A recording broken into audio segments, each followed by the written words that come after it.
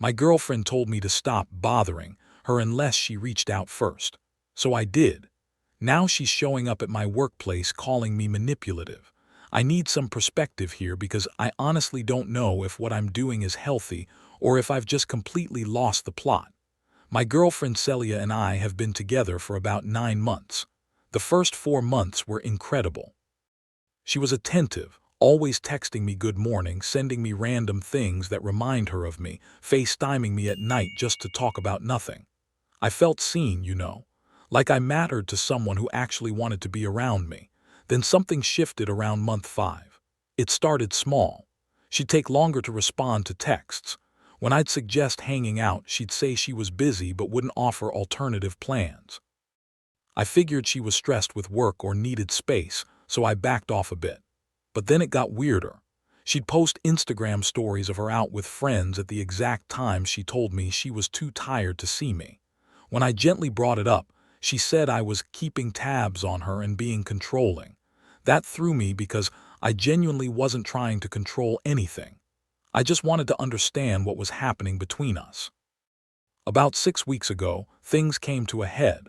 I'd asked if she wanted to grab dinner on Friday, and she didn't respond for 2 days straight. When she finally replied, it was this: "Adrian, I need you to understand something because this is getting really exhausting for me. You're suffocating me with your constant need for attention and validation. I can't breathe in this relationship when you're always asking to see me or texting me expecting immediate responses. It's too much. From now on, I'm going to decide when we spend time together. I'll reach out when I want to talk. You need to stop bothering me unless I initiate contact first. This is what I need to be happy in this relationship, and if you can't respect that, then maybe we need to reconsider things." I read that message probably 10 times trying to figure out if I was missing some context. Was I really that overbearing? I looked back through our texts. In the previous week, I'd sent maybe 5 messages total, all pretty casual stuff. Nothing that screamed desperate or demanding to me, but maybe I was blind to my own behavior. I talked to my buddy Jonah about it. He and his girlfriend Rebecca have been together for like 6 years, so I figured he'd give it to me straight if I was being a stage 5 clinger. He read the messages and just shook his head. "Dude, she's playing games. This is some control thing." Rebecca agreed. She said Celia was essentially putting me in a position where I had to wait for permission to exist in my own relationship. "It's not about you being needy," Rebecca told me. "It's about her wanting to call all the shots and making you feel grateful for whatever scraps of attention she throws your way." That hit different. So here's where I might be the asshole or a genius or both. I decided to take Celia's rules and follow them to the absolute letter. She wanted me to stop initiating. Done. She wanted control over when we talked. She's got it. I turned off all my read receipts. Disabled the last seen feature on WhatsApp. Muted her notifications. Not blocked, just muted. And then I just stopped. No good morning texts. No how was your day messages. No reaching out at all. I didn't even do this to manipulate her or play some reverse psychology game. I genuinely needed to step back and figure out if I even wanted to be in a relationship where I felt like I was constantly walking on eggshells, waiting for permission to care about someone. The first few days were rough. I kept picking up my phone out of habit, almost sending her something, then remembering. But instead of sitting around feeling sorry for myself, I started doing other stuff. I hit up Jonah and Rebecca more. Started going to the gym consistently again. Signed up for a woodworking class I'd been eyeing. It's been almost 2 weeks now, radio silence on my end, and her reaction has been unexpected. There's nothing. Complete silence from her too, which honestly validated my suspicion that she wasn't that into me anymore. I think I'm starting to make peace with the idea that we were just done. And I should write Reddit. Edit, wow, did not expect this to get so much attention. To clarify, since people are asking, no, I'm not ghosting her. I'm just not initiating contact exactly like she demanded. If she reaches out, I'm not ignoring her existence. I'm just taking my time, I guess. Update 1. 3 weeks later, so that blew up more than I expected. Thanks for all the perspectives, even the ones calling me petty or passive-aggressive. Couple of people asked for an update, so here's where things are at now. Coincidentally, the very next day after I posted, my phone started blowing up. Messages from none other than Celia. At first, it was just a casual, "Hey, what's up?" I didn't respond for about 6 hours. I was at Jonah and Rebecca's place helping them move some furniture, and honestly I'd gotten pretty good at not checking my phone every 5 minutes. When I finally looked, there were 3 more messages asking why I didn't respond and if I was okay. I responded with something brief. "Yeah, I'm good, just been busy." Her reply came back in under a minute. "Busy with what?" I didn't answer that one, simply because I didn't feel like giving her a play-by-play. The old me would have immediately launched into detail about my day the moment she asked. New me. I'm realizing I don't owe anyone a real-time update on my whereabouts unless I want to share. That's when things started escalating. Over the next few days, her messages became more frequent. "Why are you being weird? Did I do something wrong? This is really immature, Adrian." That last one almost made me laugh. The same person who told me I was suffocating her by asking to hang out once a week was now calling me immature for doing exactly what she demanded. But what really struck me was this. I wasn't angry anymore. I wasn't even hurt. I was just indifferent. And that scared me a little because it made me realize how checked out I'd already become without fully admitting it to myself. Jonah and Rebecca had me over for dinner last week. Rebecca asked how I was handling everything, and I told her honestly I felt lighter. Like I'd been carrying this weight of constantly wondering if I was doing something wrong, if I was too much, if I wasn't enough. And now that weight was gone. "That's not what love is supposed to feel like," Rebecca said. And she was right. Around the 2-week mark, Celia started calling. Not texting, actual phone calls. I'd see her name pop up and feel this weird mix of curiosity and exhaustion. I answered one of them, mainly because I figured we needed to actually talk at some point. "Where have you been?" she demanded, no hello or anything. "Around," I said. "Work's been busy, been doing some stuff with friends." "You're really just going to act like everything's fine, like you haven't been completely ignoring me." "You told me not to bother you unless you reached out first," I reminded her calmly. "That's what I've been doing." There was this long pause, then she went full on defensive. "I didn't mean you should disappear completely. You're taking this too literally. You know I didn't mean it like that." But she did mean it like that. We both knew that. She meant every word when she sent that message. She just didn't expect me to actually respect her boundaries, or maybe she didn't expect that respecting those boundaries would mean I'd start building a life that didn't revolve around waiting for her approval. "I don't know what you want me to say, Celia. You set the terms. I'm following them." She tried a different angle. "But I miss you. Don't you miss me?" Honest answer. "Not really." I missed the version of her from the first few months, but that person seemed gone. What I didn't miss was the constant anxiety, the second-guessing, the feeling like I was always one text away from being too much. I told her I needed more time to think about things. She didn't like that answer, so she decided to just ignore it. The calls started coming at weirder times. Late night, sometimes past midnight. I didn't answer those. Just put my phone on Do Not Disturb mode. Then she started leaving voicemails, some apologetic, some accusatory, some just rambling about how she didn't understand what was happening. Yesterday, Jonah texted me. "Dude, Celia just messaged Rebecca asking if you were okay. Said she's worried you might have been in an accident or something because you're not acting like yourself."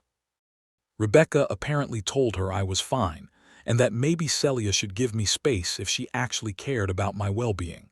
I appreciated that, but it also made me realize how far this had spiraled. I'm not playing games here. I genuinely stepped back to figure out what I want, and what I'm discovering is that I want a relationship where I don't feel like I'm constantly auditioning for the role of boyfriend. Where I don't need permission to care about someone. Where "I miss you" isn't a negotiating tactic but an actual feeling shared between two people who enjoy being around each other. The irony isn't lost on me that the moment I stopped chasing, she started running after me. But I don't want someone who only wants me when they think they might lose me. That's not love. That's ownership. Some of you in the comments last time said I should just end it cleanly. You're probably right. I think I've been avoiding that conversation because some part of me keeps hoping she'll suddenly get it, that we'll have this breakthrough moment where she realizes what she's been doing and we can start over. But that's not realistic, is it? People don't just fundamentally change because you stop responding to their texts. I think I'm prolonging this unnecessarily. I really need to have an actual conversation and end this properly rather than just existing in this limbo. Edit. For everyone asking, no, we weren't living together. We both have our own places, which honestly has made this whole thing easier. Update 2. The office incident. I really wish I didn't have to make this update, but things have officially gone off the rails. First off, I want to address something from the last post's comments. A lot of you said I needed to just rip the band-aid off and officially end things instead of letting it drag out. You were absolutely right, and I was planning to do exactly that this weekend. Had the whole conversation mapped out in my head, was going to suggest we meet somewhere public and neutral, the whole deal. Celia beat me to it. Sort of. So yesterday, Thursday, I was at work in the middle of a meeting with my team about a project deadline. My phone was on silent in my bag. Meeting went long, run about 2 hours. When I finally checked my phone around 2:30, I had 11 missed calls from Celia and a string of increasingly frantic texts. The messages started normal enough. Hey, can we talk? Then about 15 minutes later, Adrian, please, I need to talk to you.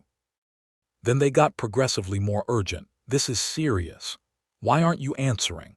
I'm really scared right now. Fine, if you won't respond, I guess I'll have to come find you. That last one was sent at 2:15. I was reading those messages thinking surely she didn't mean what I thought she meant, right? And then Kelly from reception was suddenly at my desk. Adrian, there's someone here to see you. She says it's urgent. My stomach dropped. I walked out to the reception area and there was Celia, dressed up like she got somewhere important to be, looking anxious but also determined. Our office has an open layout, so the reception desk is basically just at the front of our workspace. Kelly looked thoroughly confused, and I could see a couple of my coworkers at nearby desks pretending not to stare. Celia, what are you doing here? I asked, trying to keep my voice even. You wouldn't answer your phone, she said, like that explained showing up at my workplace unannounced. We need to talk. I was in a meeting, you can't just show up at my job. Well, you left me no choice, she snapped. You've been avoiding me for weeks, ignoring my calls, acting like I don't exist. What was I supposed to do? I was acutely aware that we were having this conversation in my office lobby, that everyone was absolutely going to talk about this, that my boss might walk through at any moment. I felt this flash of anger, not the hot, explosive kind, but this cold, clear realization that this was exactly the kind of boundary violation I should have seen coming. Let's go outside, I said quietly. To my surprise, she actually listened this time. Or else I might have to drag her out myself. We walked to the parking lot, and the second we were out of earshot of the building, she started in.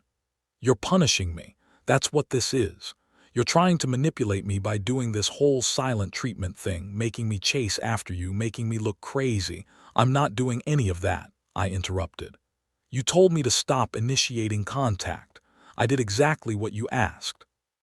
But not like this. I could see her getting frustrated in real time. Not disappearing completely. You know that's not what I meant. Then what did you mean, Celia? Because from where I'm standing, I followed your instructions to the letter. You wanted control over when we talked, when we saw each other. I gave you that control. And now you're mad because I'm not playing the game the way you wanted. That shut her up for a second. And I could see her trying to figure out what angle to take.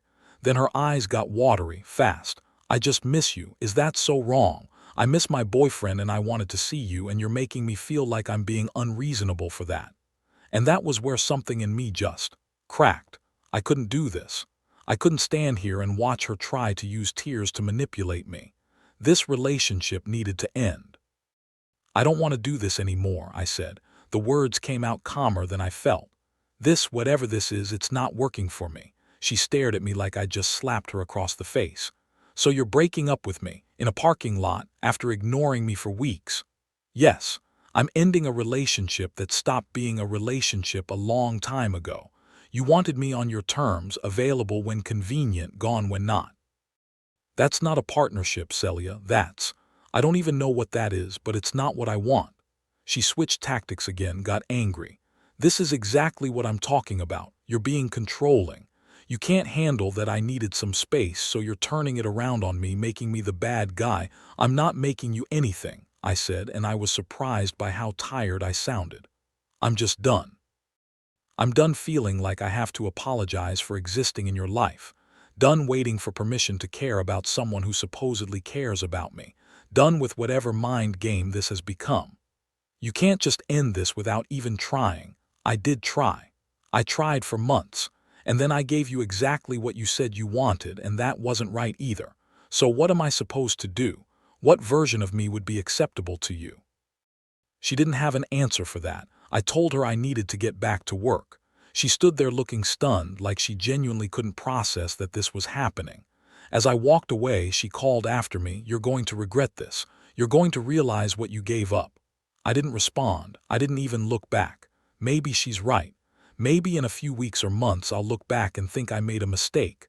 But right now, I feel like I can breathe properly for the first time in months. When I got back inside, Kelly very diplomatically didn't say anything, but I could feel the curious looks. I sent a quick message to my manager giving her a heads up that there'd been a personal matter that had been resolved, just in case it became office gossip. Jonah called me that evening. Apparently Celia had messaged Rebecca again, some long rant about how I'd humiliated her and was clearly seeing someone else, and that's why I'd been distant, that she needed Rebecca and Jonah to help her find out who. Rebecca shut that down pretty quickly, told her to leave both of them out of it. "How are you doing, man?" Jonah asked. I thought about it. Honestly, relieved. Also kind of pissed that she showed up at my work. But mostly relieved. That took guts, doing it face to face like that. Didn't really have a choice. She forced the conversation. "Yeah, but you didn't cave. Lot of people would've." I hadn't thought about it like that. I guess I could have let her talk me into circles, let her convince me that I was the one being unreasonable, let the guilt pull me back in. Old me probably would have. New me. I'm learning that walking away from something that hurts isn't giving up. Sometimes it's the only way to win. Edit. Thanks for all the support. And yeah, I'm definitely going to give HR a heads up tomorrow morning just to document it, in case she tries anything else. Several of you suggested that in the comments, and you're right that I should protect myself. And no, I'm not worried about her showing up at my apartment. Building has security and she's never had a key, but I appreciate the concern. Final update. 3 months later, time for what I hope is the last update on this whole situation. First things first. Celia and I have had zero contact since the parking lot conversation. She tried a couple times in the week after, a few texts that I didn't respond to, one email that I deleted without reading. Then nothing for about 2 weeks. Then the social media campaign started. She didn't name me directly, but anyone who knew us could tell. Vague posts about narcissists who use silence as a weapon and emotional abuse disguised as boundaries. A couple of Instagram stories with her crying, talking about healing from toxic relationships. Rebecca sent me screenshots because she was concerned Celia might escalate. The really wild part is what happened with some of our friend group. Turns out, Celia had been telling them a completely different version of our relationship for months. She'd been portraying me as this needy, jealous boyfriend who couldn't handle her having her own life. When Rebecca confronted her about the contradictions, Celia doubled down and said I'd manipulated them into taking my side. Rebecca told me the conversation got intense. Celia apparently said she couldn't believe they'd choose a man over female solidarity, and that by staying friends with me, they were enabling abuse. When Rebecca pointed out that Celia had literally told me not to contact her and then got angry when I didn't, Celia's response was, he should have known I didn't mean it like that. They don't talk to her anymore. I didn't ask them to do that. They made that choice themselves after she tried to make them choose with that ultimatum. About 6 weeks after the breakup, I heard through another mutual friend that Celia had started dating someone new. Some guy she met at a bar. My friend seemed uncomfortable telling me like he thought I'd be upset. I wasn't. I was mostly concerned for the guy. 2 weeks ago, I heard that they'd already broken up. Apparently it followed a similar pattern. She was super intense at first, then suddenly cold, then accused him of being controlling when he asked why she'd changed. The guy apparently ended it after 3 weeks. And again, Celia told everyone the guy was emotionally unstable and she'd dodged a bullet. That's when it really hit me that this wasn't about me at all. This is who she is. This is what she does. And I'm just grateful I got out when I did instead of wasting more years trying to figure out what I was doing wrong. But enough about her. Here's what's actually important. I'm doing really well. Like, genuinely well. Not in that fake, I'm so much better off, way people say after breakups when they're clearly still hurt. I mean, I wake up in the morning and don't immediately check my phone with anxiety. I make plans without worrying if I'm being too clingy by wanting to exist. I'm just living. Been spending more time with Jonah and Rebecca. We do game nights most Fridays now, just the three of us or sometimes with a few other people. It's nice having friends who don't make everything a drama, who check in because they care, not because they want gossip or to pick sides. I even started dating again, very casually. Nothing serious yet, and I'm not rushing it. But I went on a few dates with someone I met through the woodworking class, and the difference in how it felt versus my relationship with Celia was stark. We texted each other because we wanted to, not because one person demanded it or the other felt obligated. We made plans and both showed up enthusiastically. Basic stuff that should be normal but felt revolutionary after 9 months of walking on eggshells. That didn't turn into anything long-term, but it reminded me what I should be looking for. Someone who doesn't see my interest in them as a burden. Someone who wants to be around me as much as I want to be around them. Some of you warned me in the comments that she'd try to come back eventually, that people like her always do. You were right. She sent me a message about a month ago. It was a long, rambling thing about how she'd been doing a lot of therapy and realized she had attachment issues, that she realized she'd made mistakes and wanted to talk about what went wrong and hoped I'd give her another chance. The whole thing felt performative, like she was saying what she thought she should say rather than actually meaning it. And honestly, based on what I heard about her new ex-boyfriend, I don't think she learned anything at all. I didn't respond. Not to be cruel, but because there's nothing left to say. That chapter is closed. My life is smaller now in some ways. Lost some friends who were really Celia's friends. Don't go to certain places we used to go together. But it's also bigger in the ways that matter. I have more time, more energy, more peace. I laugh more. I sleep better. I'm building things with my hands and playing guitar again and just existing without needing someone's permission. Thanks to everyone who commented on my original posts. I'm doing good. I'm going to keep doing good.